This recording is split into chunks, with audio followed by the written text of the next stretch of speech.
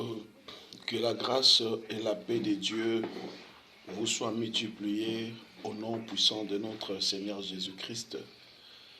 Vraiment, si je puis témoigner au sujet de cet homme de Dieu, l'apôtre Guy, sincèrement, on ne peut que témoigner ce qu'on a vu et ce qu'on a entendu, ceux pour lesquels on a été témoin auriculaire. J'ai connu l'apôtre Guy quand j'allais intervenir au moyen des séminaires, des séances de prédication dans une des églises où il est vrai, l'église ICVM représentée par le pasteur Équipe Emmanuel. Et c'est là où j'ai connu, premièrement, je vais témoigner au sujet de son caractère.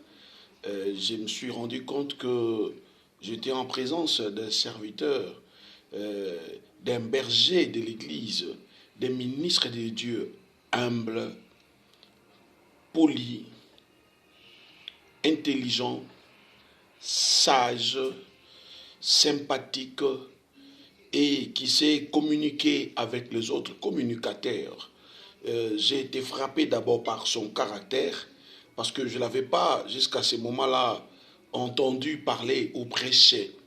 Mais il s'est fait qu'un jour, j'étais un peu en retard vis-à-vis d'autres occupations que j'avais dans d'autres églises. Et lui, il était déjà devant la chaire, en train de prêcher. Je sais qu'il a oublié ces jours-là, et les thèmes qu'il développait, c'était « Le sang vous servira des signes ».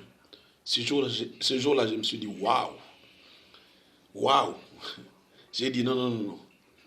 Ces serviteurs, cet homme de Dieu, ces jeunes ministres, il a les verbes, il a la grâce de Dieu, il a la voix, il a la révélation, il a la parole révélée, il a vraiment décortiqué les Écritures, il a pituré les miels du lion, et j'étais frappé par la grâce que Dieu lui a faite de parler de la part de Dieu.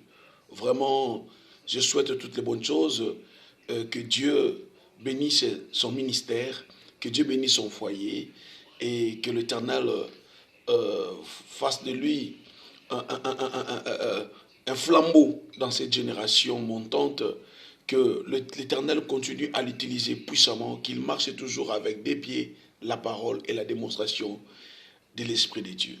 Que Dieu vous bénisse vous tous. Merci beaucoup.